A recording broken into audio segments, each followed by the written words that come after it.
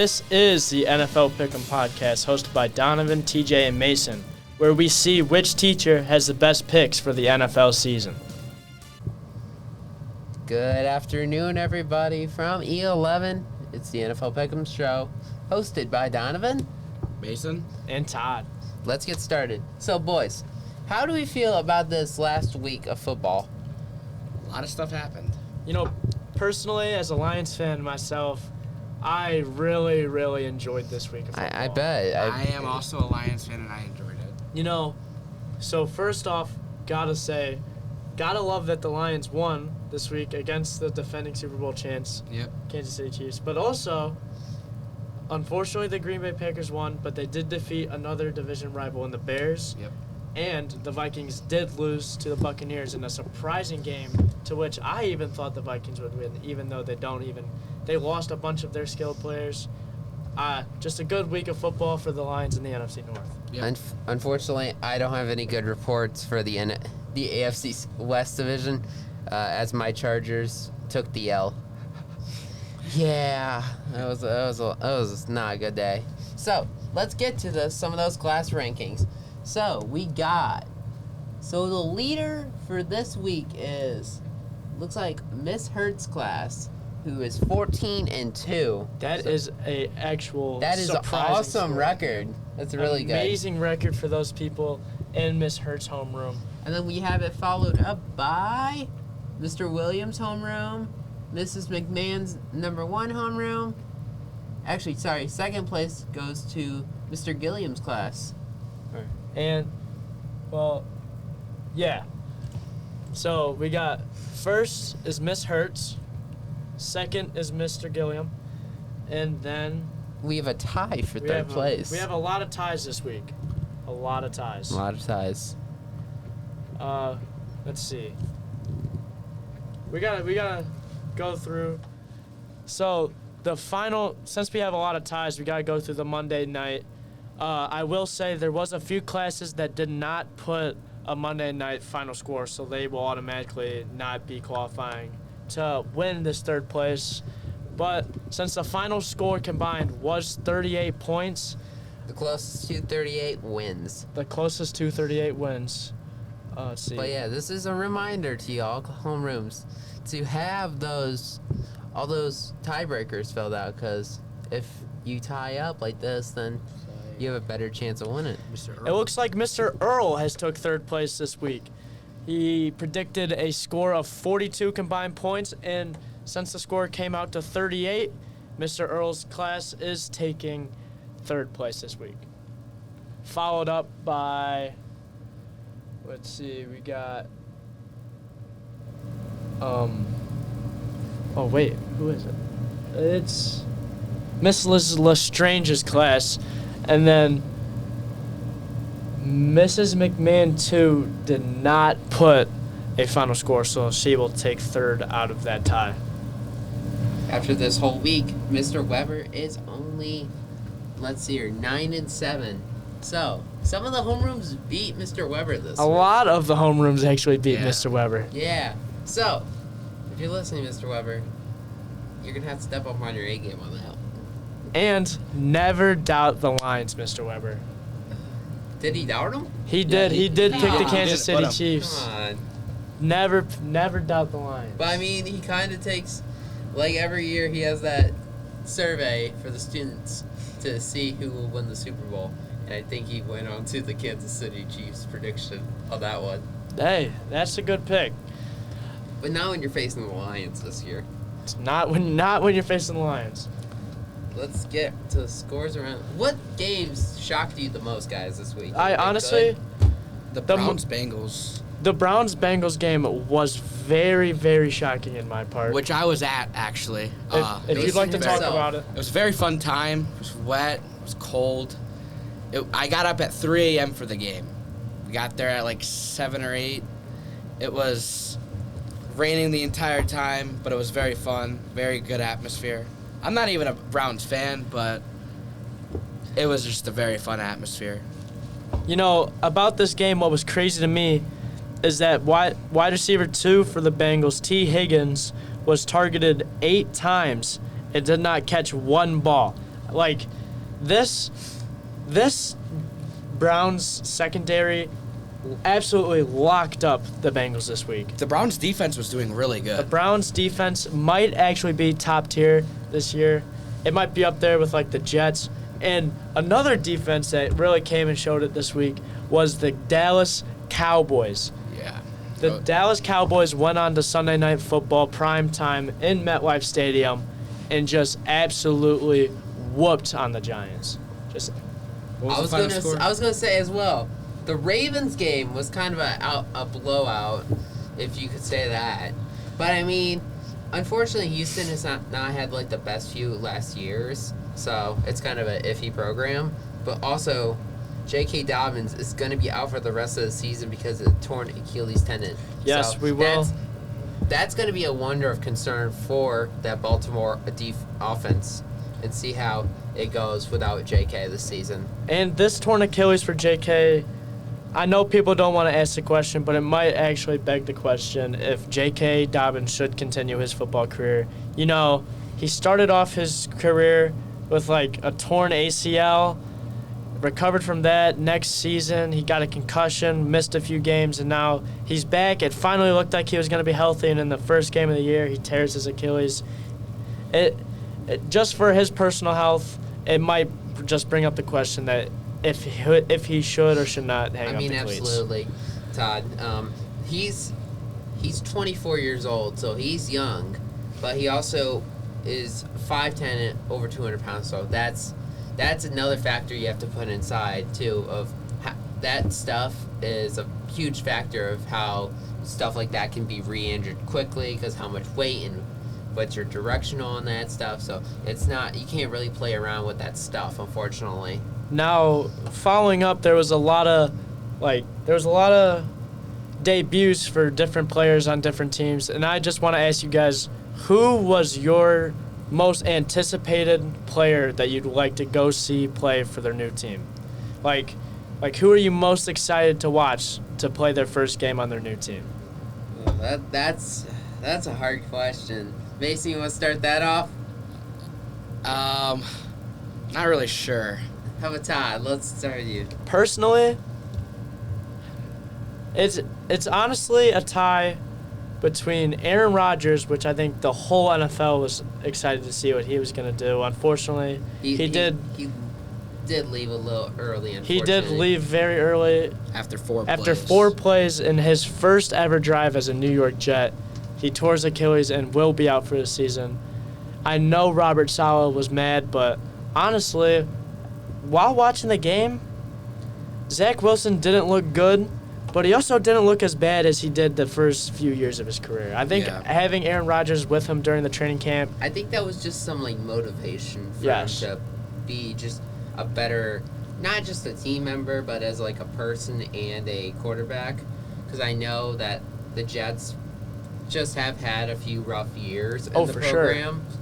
Absolutely. And I know this was a huge step up when they got Aaron Rodgers, because we all remember how he had the whole fuse with Green Bay, and he was like, I'm not going to sign a contract to you guys anymore. Yep. And then the Jets took him, and they're like, this is a very awesome decision. And unfortunately, that ended his season early, which is very unfortunate. Another player that I was going to love to see play, but he did underperform for the Ravens, Odell Beckham Jr. I was so excited to see him play again, and he really just he kind of disappointed, if I'm going to be honest with you. Yeah, I mean, OBJ, he's unfortunately just had a rough year or two after the remarkable New York Giants one-handed catch. Everyone loved that, and then I don't know what happened to Odell directly, but I feel like he just kind of went down on performance for a little bit, yeah, when sure. he was in Cleveland and stuff, and then he was back in performance, and then it's a whole scene. You know, growing up watching Prime OBJ, you'd think he'd go out, have 100-yard games, and all of this, and really, I mean, you could blame some of it on age, but do you, it really asks the question, do you think he could really get back to, top-tier form or even, good, acceptable form after his I think, ACL or Achilles tear in the Super Bowl a few years ago with the Rams. He missed all of last season. He was trying to wait for it to, become healthy so he could play again, sign for a new team. And that new team was the Ravens. And on his debut, he had 3 targets for 2 catches and only 37 yards. Yeah, unfortunately, that's one thing about switching franchises, especially in the NFL, is just you might not get as much playing time as you expect. Say if there a few players right now that are pretty notorious at getting a pretty good amount of playtime and screen time.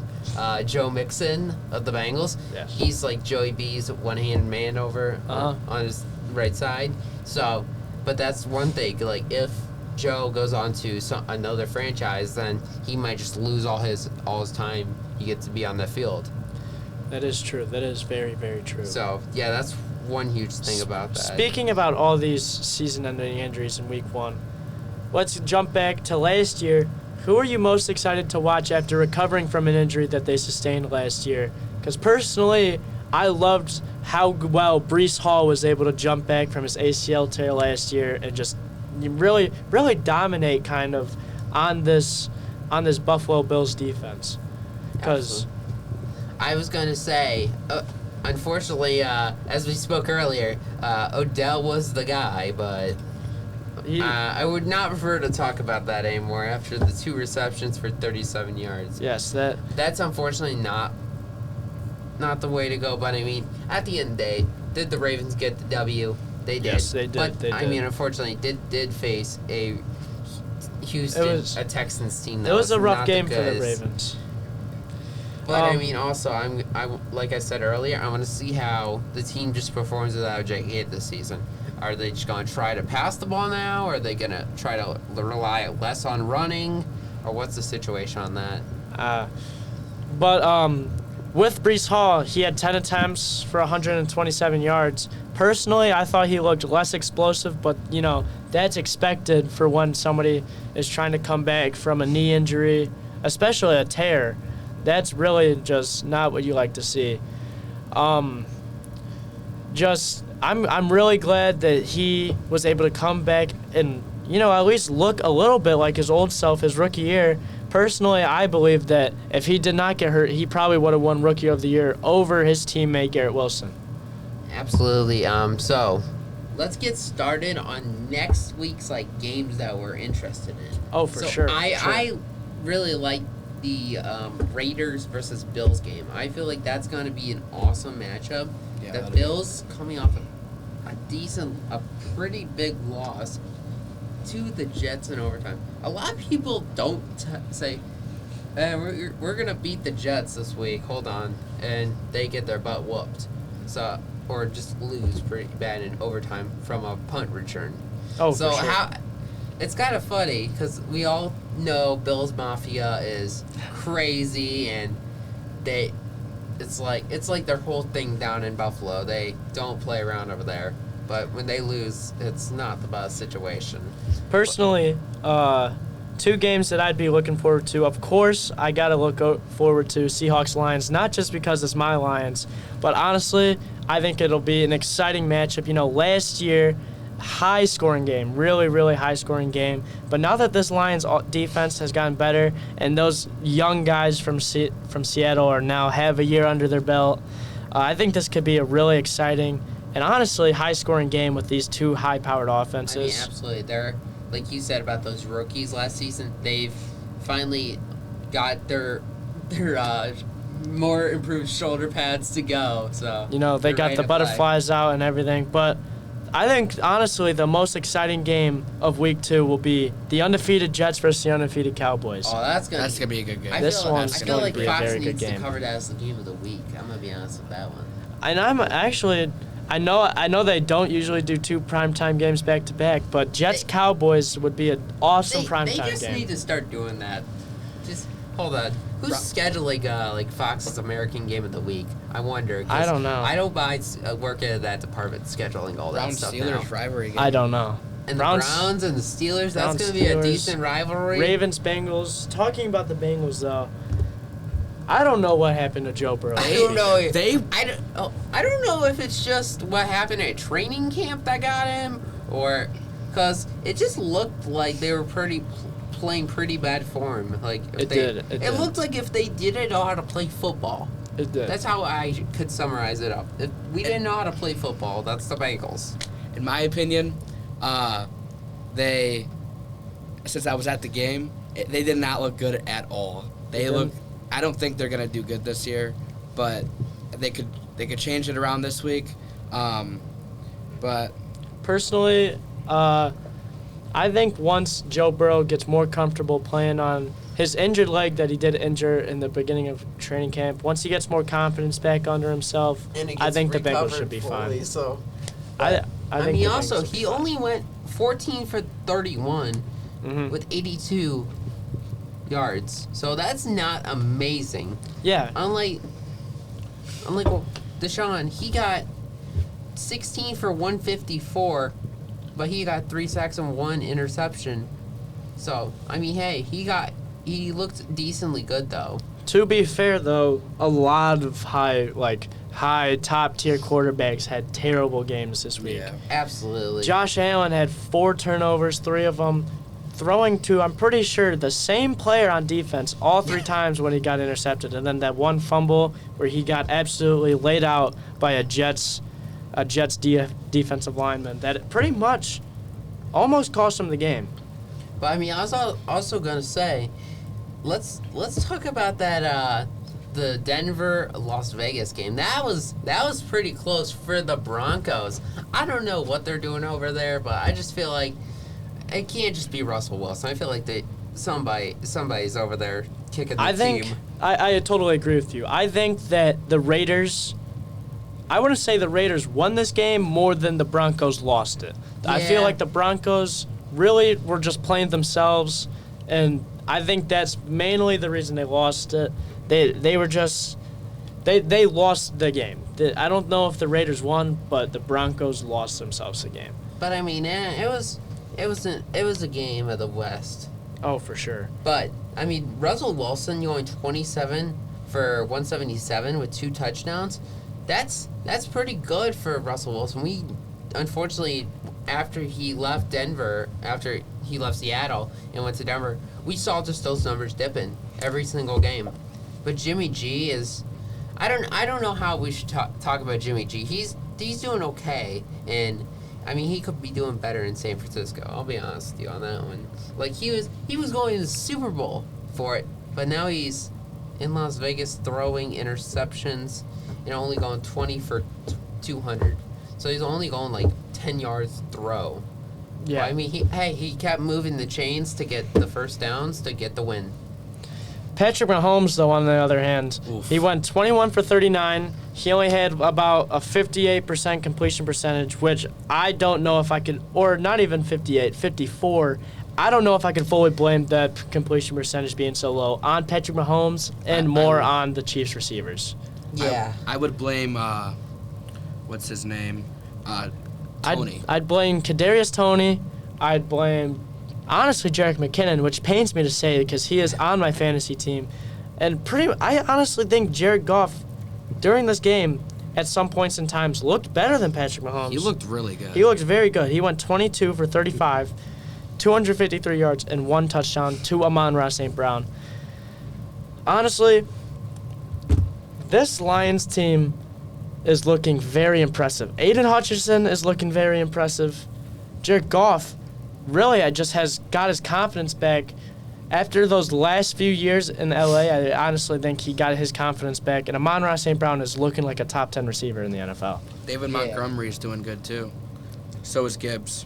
Yeah. The Lions, they're looking pretty good this season.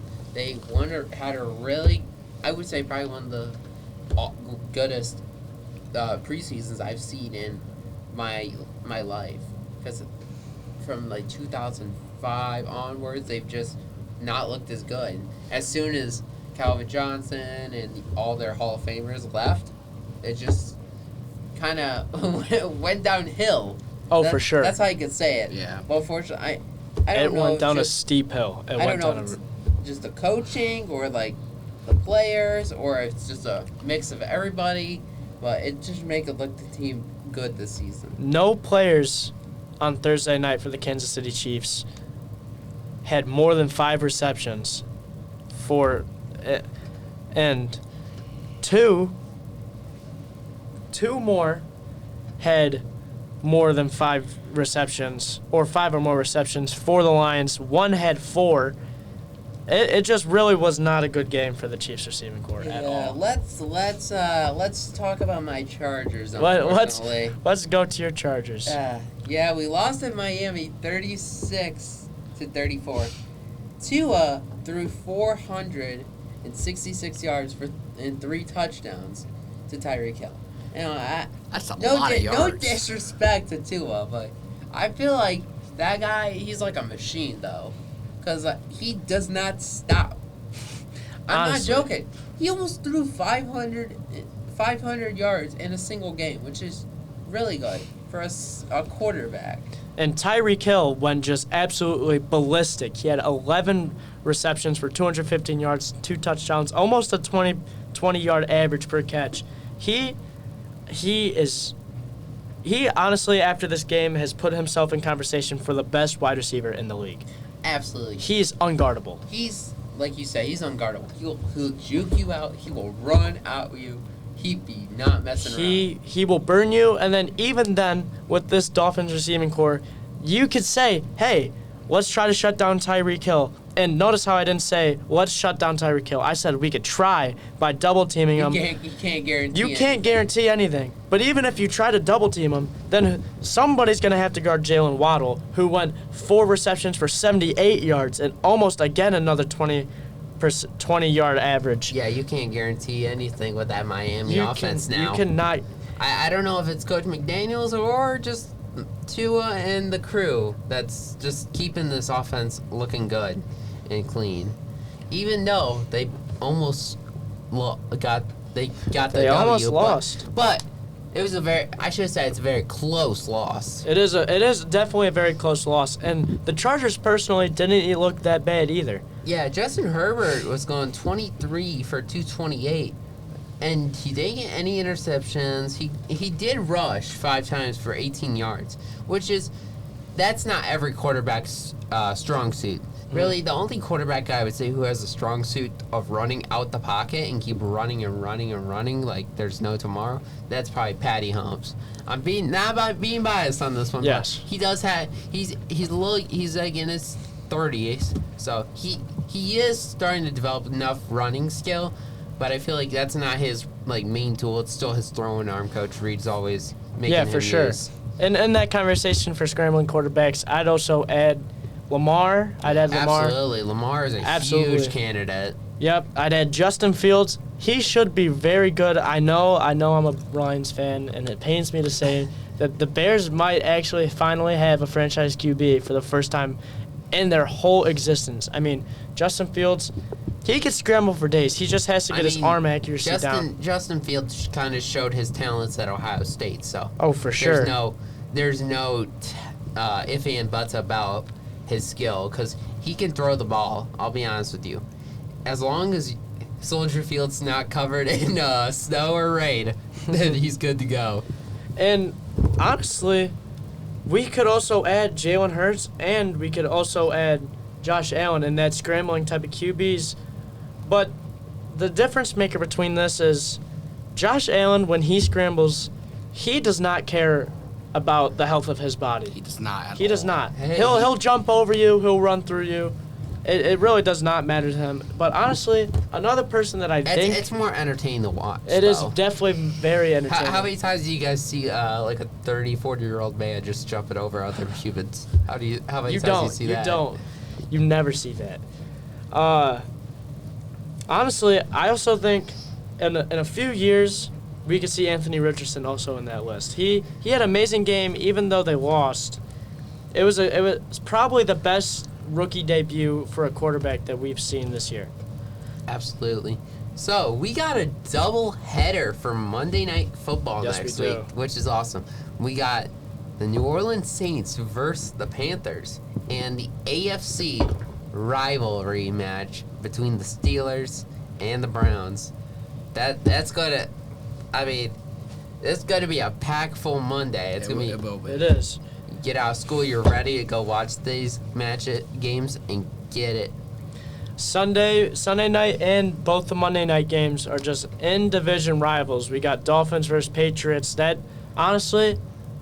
I honestly just got the Dolphins. I don't know if anybody on that Patriots defense could guard Tyreek. I'm going to be honest with you. I'm going to have to agree with you. After that huge, long conversation about Miami, yeah, I'm sticking with you on that one, man. And then we got the Saints versus Panthers in the NFC South. Honestly, the way these first games are going, I think I would probably have the Saints on that one. And then after last week, the Browns are looking really good. I mean, I was going to say, yeah, the Browns are looking good. No hate on my father's beloved Steelers. But just, I don't know what the heck's going down on there. Because Kenny Pickett, he did okay, but he threw 2 interceptions. But those interceptions can be valuable to you. Oh, for sure. They could basically be winning or losing. And I feel like Kenny Pickett kind of gave up the ball a little too much to the 49ers. Speaking about and they were just losing. Speaking about the Steelers, we could talk about their offensive struggle against the San Francisco 49ers this week. I mean, I think about 5 minutes before halftime, the San Francisco 49ers had 199 total yards, and Pittsburgh Steelers had a whopping 1 yard. Now that's embarrassing. That is definitely embarrassing. That is horrible. But I mean, I believe they kind of picked it up in the second half. They picked it up. They basically had to pick it up in the second half. If they didn't pick it up in the second half, it was going to get ugly. Najee Harris ran 6 times for 31 yards. 5.2 average, which is not the greatest for a running back, unfortunately. It's not awesome. But yeah, it was a rough week.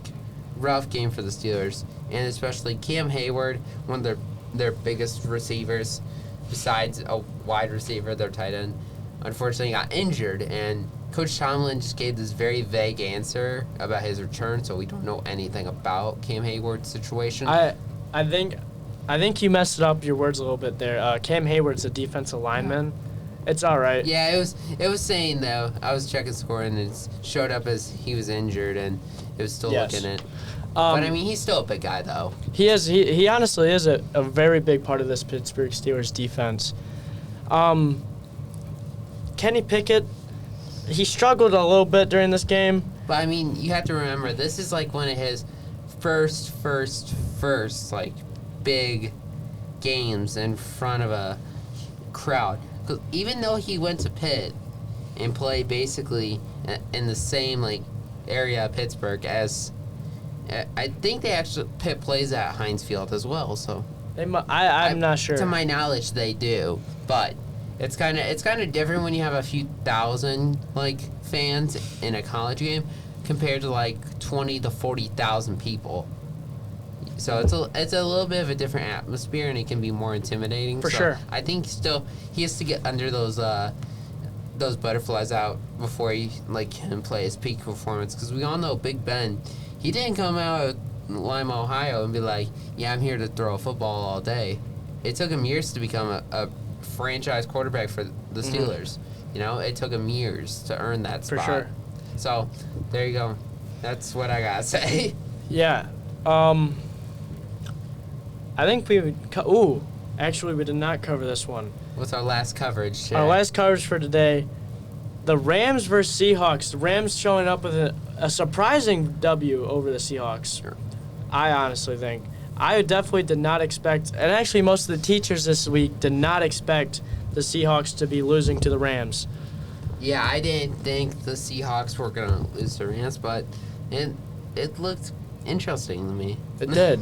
I mean, Matthew Stafford threw for 334 yards. Yes. And it also threw out to one of his best friends, Cooper Kupp himself. So, I feel like when you throw Matthew Stafford and Cooper Kupp together, I feel like that's like a best friend situation, sure. And they can just get work done quickly and not have to fool around longer. And undrafted rookie, he's an undrafted rookie. Puka Nakua I trust me, I do not know how to pronounce his name, so if I messed it up, I'm sorry. He had 10 receptions for 119 yards with an average of 11.9 yards. I'm pretty sure he broke a record. It was like the most times an undrafted rookie has been targeted in a game. I mean, hey, it's whatever. It is honest. I mean, it's not the best way to get the record put in, but hey, whatever. However you get your name in the record books is honestly. But yeah, I mean, Seattle started the game early, and within the first 5 minutes of the game, they did a field goal attempt, and they got the field goal, and then LA scored the touchdown, made the PAT, and then it was basically a battle for each drive, but unfortunately, Seattle only scored around 2 times in the second half. In the second quarter, I should have said.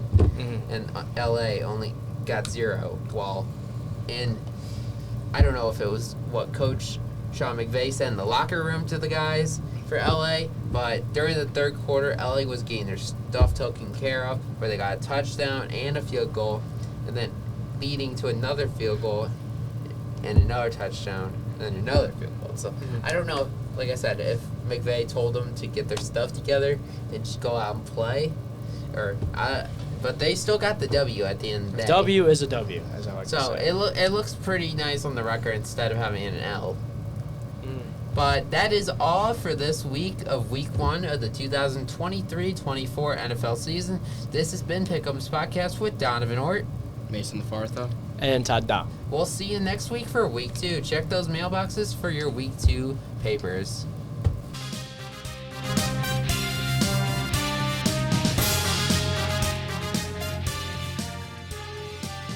This has been the NFL Pick'em Podcast, hosted by Donovan, TJ, and Mason. We'll see you next week with your new picks.